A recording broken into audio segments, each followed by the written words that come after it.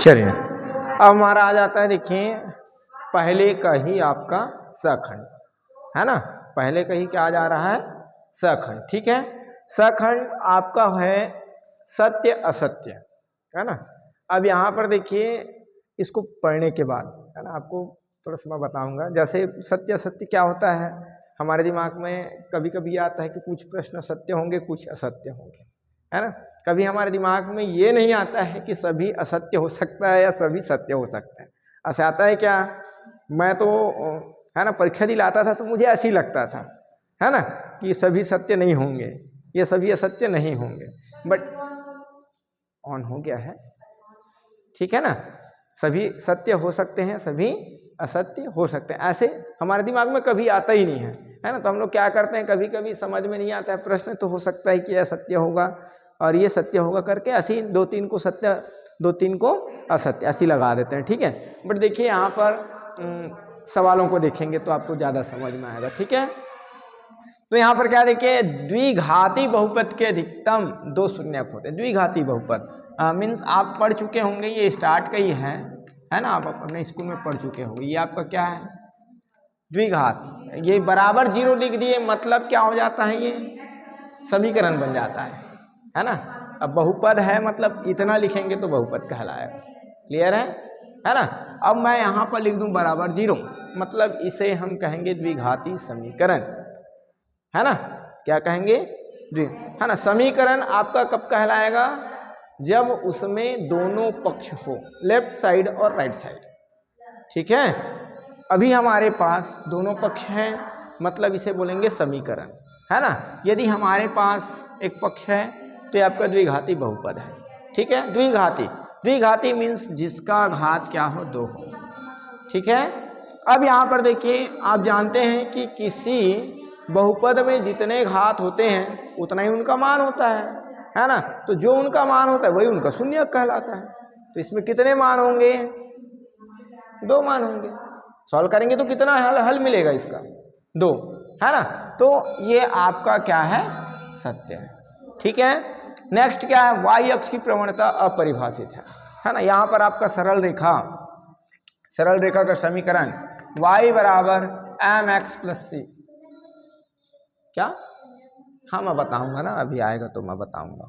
कहाँ है शून्यक, शून्यक कहीं लिखा हूँ क्या, अच्छा हाँ सॉरी मैं नीचे देख रहा था। शून्यक, शून्यक मीन्स ये है, जैसे देखो शून्यक मीन्स, ठीक है आपका प्रश्न बढ़िया है, मुझे लग रहा था मैं नीचे, है ना। तो इसके दो शून्यक होते हैं, तो ये आपका जैसे एक्स वर्ग प्लस बी एक्स प्लस सी, सपोज हमारा कोई क्या है, इक्वेशन है ना, ठीक है। अब मान लो हम समीकरण ले रहे हैं तो यहाँ पर क्या हो जाएगा, शून्यक मतलब इसके लेफ्ट साइड को क्या करेंगे, हम हल करेंगे, है ना। एक ऐसा मान, ठीक है, x का आप कोई भी मान आप रखो, चाहे ऋण 1 हो, ऋण 2 हो, 1 हो, 2 हो, 10 हो, है ना। तो क्या होना चाहिए, इसके दोनों पक्ष बराबर हो जाए, वही इसका शून्यक कहलाएगा, ठीक है। तो कितने मानों में ये संतुष्ट होगा, है ना। तो अधिकतम कितने मानों में संतुष्ट होता है, दो मानों में, है ना। जिसको हम मूल भी कहते हैं, ध्यान दीजिए आप, जिसको हम क्या कहते थे, मूल, है ना। डिस्क्रिमिनेंट में पढ़े हैं, विविक्त कर में, है ना। विविक्त कर जब हम क्या किए थे, क्लास, है ना, क्लास कंटिन्यू कर रहे थे तब d बराबर आप पढ़े थे बी स्क्वायर माइनस 4ac, जिसमें हम क्या करते थे, विविक्त कर, डिस्क्रिमिनेंट, नेचर ऑफ डिस्क्रिमिनेंट, विविक्त कर, है ना, मूलों की प्रकृति बता रहे थे। इसमें हमारे पास देखिए यहाँ से भी प्रश्न बनता है विविक्त कर से, है ना। इनके तीन स्थितियाँ होता है, d बराबर 0, d बड़ा है 0 से और d छोटा है 0 से, तीन स्थितियाँ बनता है, यदि आपको याद हो, पढ़ाई किए हो तो, ठीक है ना। हमारे पास क्या होता है, देखिए d जब शून्य के बराबर होता है तब क्या होता है, इस समीकरण के दो मूल होते हैं और वो मूल ही शून्यक है यहाँ पर, है ना। मूल ही क्या है, शून्यक है, ठीक है। दो मूल होते हैं, दोनों कैसे होते हैं, वास्तविक होते हैं, है ना। दो मूल वास्तविक और बराबर होते हैं, समान होते हैं, ठीक है। यहाँ पर यदि d का मान देखिए, मैं यहाँ पर सूत्र आपको लिख दिया हूँ, है ना, d बराबर बी स्क्वायर माइनस 4ac, ठीक है। ये प्रश्न आता है, ध्यान रखेंगे, ये तो खैर मैं बता रहा हूँ, वो तो क्या है, इसमें सेलेक्टेड क्वेश्चन है ना। बट इसके अलावा भी मैं आपको बीच बीच में कुछ कुछ बता रहा हूँ, उसको आपको ध्यान में रखना है, है ना, वहाँ से प्रश्न आपके आएंगे ही आएंगे। ठीक है, यदि आप भूल जाओगे तो वीडियो बन रहा है ना, वीडियो आप सर्च करके देख सकते हैं। ठीक है, यूट्यूब में अपलोड होगा। क्लियर है ना, ठीक है ना। तो अब क्या करेंगे, देखिए d बराबर 0 है, तो d बराबर 0 है तो हमारे क्या होंगे, समीकरण के दो मूल होंगे और दोनों कैसे होंगे, समान व वास्तविक होंगे। यदि d बड़ा है 0 से, है ना, तो आपका डिस्क्रिमिनेंट मूलों की प्रकृति क्या होगा, मूलों की प्रकृति वास्तविक होगा और मूल क्या होंगे, भिन्न भिन्न होंगे।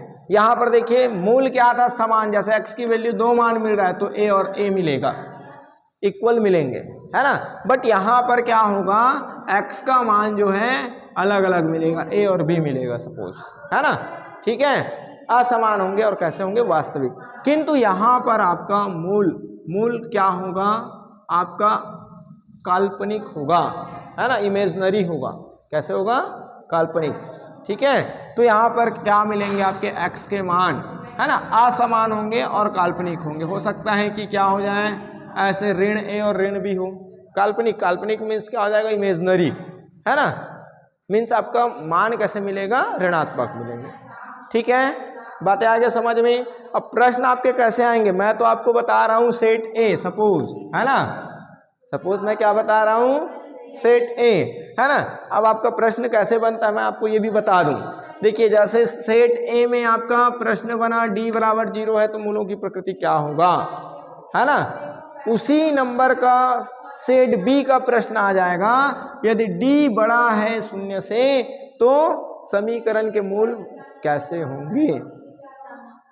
आ गया समझ में, है ना। एक पहला प्रश्न आ गया सेट ए में, तो उसी का दूसरा प्रश्न आपका आएगा सेट बी में, उसी का तीसरा प्रश्न आएगा आपका सेट सी में, उसी नंबर। आ गया बात समझ में कि नहीं आया, आ गया।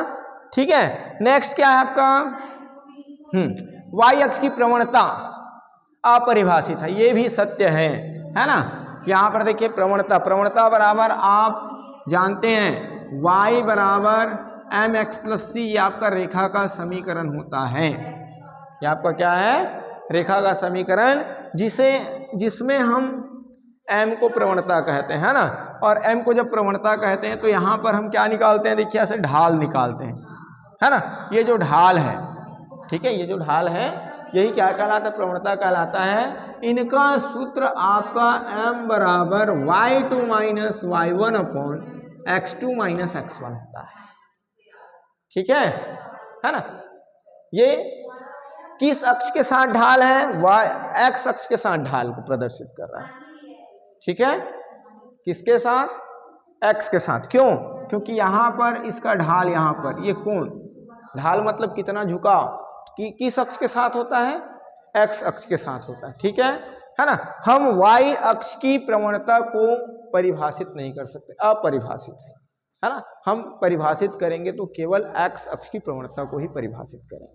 क्लियर है, बात आ रहा समझ में, है ना। ये देखिए m को प्रवणता कहते हैं जिनका मान y2 minus y1 upon x2 minus x1, but c आपका कहलाता है x अक्ष में काटा गया अंतःखंड। ठीक है, ये आपका मेरे ख्याल से चौथा चैप्टर या पांचवा चैप्टर कुछ है ऐसे आपके मैथ्स बुक में, है ना। ठीक है, कुछ अभी आपको क्या मिलेंगे, ऐसे लगेंगे कुछ प्रश्न जो है ये सिलेबस से बाहर है। ऐसे क्यों लगेंगे, क्योंकि स्टार्टिंग है आपका, है ना। और स्टार्टिंग में हम पूरा बता रहे हैं, मतलब कुछ तो प्रश्न ऐसे लगेंगे जो हम अब कभी पढ़े नहीं हैं, ऐसे लगेगा आपको, है ना। बट जैसे जैसे आप पढ़ते जाओगे तो आपको समझ में आते जाएगा, हाँ हम यहाँ पर पढ़ लिए हैं इसको। ठीक है, और वो आपका क्या हो जाएगा, सरल हो जाएगा, इजी हो जाएगा। ठीक है ना, क्योंकि हमारा टारगेट है इस साल का 90+। टारगेट क्या है, 90+। हम यही टारगेट लेके चल रहे, हमारे बच्चों को हम बता ही रहे हैं कि हमारा टारगेट क्या है, 90+, है ना। अब आप ज्वाइन करते हैं तो ठीक है, नहीं ज्वाइन करते तो ठीक है, हमारा क्या आएगा क्या जाएगा, है नहीं। आओगे तो आपको फायदा होगा जी, हमको थोड़ी ना होगा, है कि नहीं, है ना। क्योंकि देखिए इस साल 90+ इसलिए हम बात की कर रहे हैं कि हमारे बहुत बच्चों का 90+ आ भी गया है ना। ठीक है, लगभग 4-5 साल आ भी गया है ना 90+। ठीक है, यदि आप मेहनत करोगे तो आएगा। हम अपना 100% दे रहे हैं तो आपको भी अपना 100% देना पड़ेगा, तभी संभव है ना। नहीं तो हम क्या करते हैं, फिर ब्लेम करते हैं, सर तो पढ़ाते नहीं हैं, भाई डेली तो पढ़ा ही रहे हैं, बट आप क्या करो, उसमें प्रैक्टिस करोगे तब तो, है ना। अब आप लोग, है ना, जैसे आप एक किसान बैल को क्या करता है, तुतारी लगाता है, वैसे हम तुतारी लगाते रहेंगे तो आप लोग भी क्या हो जाओगे, हर्ट हो जाओगे, है ना। तो ये आपकी जिम्मेदारी है, अभी आप विद्यार्थी जीवन जी रहे हैं तो आपकी जिम्मेदारी है ना, कि भाई हमारा काम है पढ़ना, मीन्स हमको, है ना, किसी को बोलने की जरूरत नहीं पड़ना चाहिए कि पढ़ो बेटा पढ़ो, घर में मम्मी बोल रही है पढ़ो, है ना, पापा बोल रहे हैं पढ़ो, है ना, भैया बोल रहे हैं, चाचा बोल रहे हैं, तो ये अच्छी बात नहीं है। हमारा काम क्या है, पढ़ना, है ना। आप लोग काम पढ़ना है, हमारा काम पढ़ाना है, हम डेली पढ़ा ही रहे, है ना, ठीक है, हम तो पढ़ा ही रहे, बट हम जब आपको 100% दे रहे हैं तो ये आपकी जिम्मेदारी है कि आप भी अपना 100% लगाइए, ठीक है ना। हमारे इस साल बच्चे जिले में टॉप किए हैं, है ना, 4-5वें स्थान पर रहे हैं, ध्यान रखेंगे, ठीक है ना। तो आगे हम और जैसे जैसे टाइम बीतते जाएगा पूरे विषय का आपको कराएंगे, है ना। तो यदि आपको टाइम मिलता है तो आइए, है ना, और हम तो बोलेंगे कि आप टाइम निकाल कर आइए, ठीक है, क्योंकि आप समय दोगे, है ना, तभी आपका परसेंट बनेगा, और नहीं दोगे तो नहीं बनेगा जी, है कि नहीं, ठीक है ना। तो हमारा देखिए अब नेक्स्ट क्या है, वाई अक्ष की प्रवणता को तो हम परिभाषित नहीं कर सकते, अब परिभाषित है हमारा नेक्स्ट। देखिए अब यहां पर फिर 3 सवाल बनते हैं, ठीक है। नेक्स्ट क्या है, देखिए रैखिक समीकरण निकाय के अद्वितीय हल होने के लिए आवश्यक प्रतिबंध, क्या a1/a2 बराबर नहीं है b1/b2 के, हाँ सही है ना। इसमें भी 3 कंडीशन होता है, एक कंडीशन तो ये आपका हो गया अद्वितीय हल, अद्वितीय हल मीन्स जिसमें x और y के मान हम ज्ञात कर सकते हैं, ठीक है। अब आपका समीकरण ऐसे नहीं होता है x + y = कुछ है, जैसे c है ना, x - y = d है सपोज, है ना। तो ये कंडीशन आपका क्या हो जाएगा, देखिए ये आपका यहाँ पर इसके गुणांक क्या है, 1 है, यहाँ पर 1, यहाँ पर इसके ऋण 1, है ना। तो क्या हो जाएगा 1/1, 1/1 होगा, ऐसे ही होगा कि नहीं होगा, है ना। तो वहां पर हम x y के मान निकाल सकते हैं, है ना, तो मान निकाल सकते हैं, वही कहलाएगा अद्वितीय, ठीक है, यूनिक, है ना। अद्वितीय मीन्स यूनिक, ठीक है, अद्वितीय मीन्स क्या होता है, यूनिक सॉल्यूशन, क्लियर है। अब यहां पर देखिए एक कंडीशन आपका ऐसे भी होता है, a1/a2 बराबर है b1/b2 बराबर है c1/c2 के, और एक कंडीशन आपका ऐसे भी होता है कि a1/a2 बराबर है b1/b2 बराबर नहीं है c1/c2, ठीक है। तो ये कंडीशन, इस कंडीशन को आप लोग स्टडी किए हैं, क्या होता है इसमें, क्या होता है, समांतर कंडीशन है कि समानांतर है, और ये वाला क्या है, हाँ इसमें अनंतः अनेक हल होंगे, और इसमें क्या हो जाएगा, समांतर रेखाएं, है ना, इसमें कोई हल नहीं होगा, ठीक है। मतलब इसमें हम x और y के इतने मान ज्ञात कर सकते हैं, है ना, कि हम उसको गिन भी नहीं सकते, और इसमें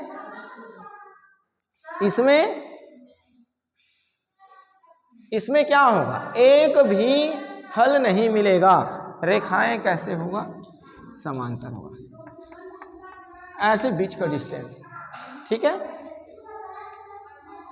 चलिए नेक्स्ट क्या है आपका, बातें आ गया समझ में कि नहीं आया, आ गया।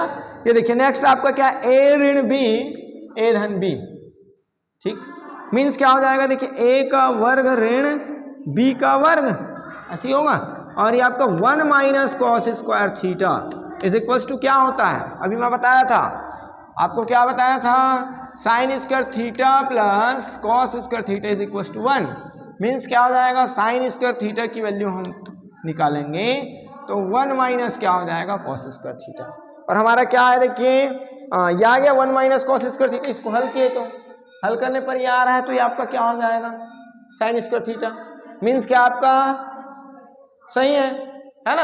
अब आप खाता खुलवाने गए हैं बैंक, गए हैं कि नहीं गए हैं, गए हैं, सबका पैन कार्ड बना होगा, बना है कि नहीं बना है, नहीं बना है, तो पैन कार्ड बनवाइए। ठीक है, क्योंकि पैन कार्ड है ना परमानेंट अकाउंट नंबर जिसको फुल फॉर्म होता है। क्लियर है? पैन मीन्स क्या होता है? परमानेंट अकाउंट नंबर, है ना। ठीक, इसके बगैर आपका बैंक में खाता नहीं खुलता है ना। क्लियर है? क्लियर है कि नहीं है? तो क्या है, बैंकों में खाता खोलने के लिए पैन का होना अनिवार्य है। यस है। ठीक है। क्लियर है बातें?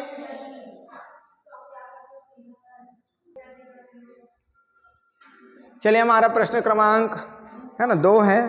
अभी तक हम देख रहे थे 1 नंबर के प्रश्न, है ना। कितने नंबर के प्रश्न देख रहे थे? 1 नंबर। 1 नंबर का प्रश्न आपका हो गया, सही विकल्प हो गया, रिक्त स्थान हो गया, सत्य सत्य हो गया। ठीक है, अब हम देख रहे हैं 2 नंबर के प्रश्न। यहां से आपके आएंगे 2 से है ना 6 तक, है ना। कितने नंबर के आएंगे? 2 अंक। 6 से 2 है ना, 2 से 6 तक का प्रश्न जो है 2 नंबर का होगा। ठीक है, जिसमें से यहां पर बोला गया यदि बहुपद px बराबर 2x की घात 3 ऋण 5x धन 4 हो तो p2 तथा p0 का मान ज्ञात कीजिए। ठीक है, इसको सॉल्व करेंगे। ठीक, तो आप थोड़ा सा व्यवस्थित तरीके से हल करेंगे। दिया है ऐसे, ठीक है, px बराबर 2x की घात 3 माइनस 5x धन 4। क्वेश्चन ठीक लिखे, चलिए जैसे भी है, जो समीकरण रहेगा उसके अकॉर्डिंग उसका मान आएगा। ठीक है ना। अब हमको क्या ज्ञात करना है? P2 ज्ञात करना है। तब क्या हो जाएगा? तब आपका ये आपका P2 है ना, मतलब जहां पर x है वहां पर हमको क्या रखना है? 2। क्या रखने हैं? 2। मतलब ये आपका हो जाएगा 2 गुना 2 की घात 3। ठीक है, 2 गुना 2 की घात 3 माइनस 5 गुना 2 धन 4। ठीक है बात, है ना। अब क्या हो जाएगा? देखिए, ये आपका 2 गुना 2 की घात 3 मीन्स क्या हो जाएगा? इसको हम 3 बार लिखेंगे। ठीक है, ये आपका 5 दूनी कितना हो गया? 10 धन आपका हो गया 4, है ना। अब ये आपका क्या हो जाएगा? देखिए, 2 दूनी 4 दूनी 8 दूनी 16, है ना, ऋण 10 धन 4, है ना। जब भी हम गणित का सवाल हल करते हैं तो बोर्ड मास यूज करेंगे। ठीक है, बोर्ड मास मीन्स क्या होता है? बोर्ड मास मीन्स क्या होता है ना, इसी को हम हिंदी में कहते हैं कोका भागु, है ना। ठीक है, कोका भागु योग, हिंदी में क्या कहते हैं बोर्ड मास को? कोका भागु योग। क्लियर है ना। बी मतलब ब्रैकेट, ओ साइलेंट है आपका, डी मतलब डिवीजन, एम मतलब मल्टीप्लिकेशन, ए एडिशन, एस सब्ट्रैक्शन। क्लियर है ना। मतलब कोष्टक को पहले हल करेंगे, उसके बाद भाग करेंगे, उसके बाद गुना करेंगे, उसके बाद योग करेंगे, है ना।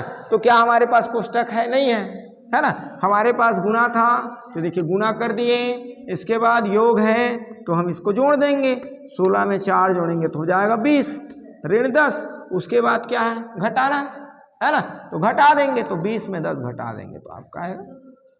ठीक है, तो सवाल आपका क्या हो जाता है? गलत नहीं होता है। ऐसे सीक्वेंस आप ध्यान रखें। ठीक है, ऐसे ही हम क्या करेंगे? नेक्स्ट हमारा क्या है? P0। ये तो हो गया, एक आंसर आपको मिल गया, है ना। तथा आपको क्या ज्ञात करना है? P0 ज्ञात करना है। तो P0 बराबर इसी में मान रखेंगे भाई जो समीकरण दिया है ना भाई। इसके लिए कोई दूसरा समीकरण है क्या? नहीं है। तो ये आपका क्या हो जाएगा? देखिए, 2 गुना 0 की घात 3 माइनस 5 गुना 0 धन 4। ठीक है, जहां जहां x है वहां वहां हम क्या रख दिए? 0, है ना। तो ये आपका हो जाएगा 2 गुना 0 की घात कितना भी हो 0 ही मिलता है, माइनस 5 शून्यम 0 धन 4। ऐसे ही आपका 2 शून्यम 0 माइनस 0। अभी आपका देखिए क्या हो जाएगा? अब किसी संख्या में आप 0 को जोड़ो या घटाओ, कोई फर्क पड़ेगा क्या? नहीं पड़ेगा, वही संख्या प्राप्त होगा। ठीक है, बातें हैं समझ में? यस।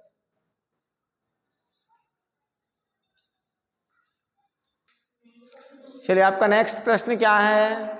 12 और देखिए प्रश्न क्रमांक 6 है ना, 12 और 6 का तृतीयानुपाती ज्ञात कीजिए। 12 और 6 का तृतीयानुपाती ज्ञात कीजिए, है ना।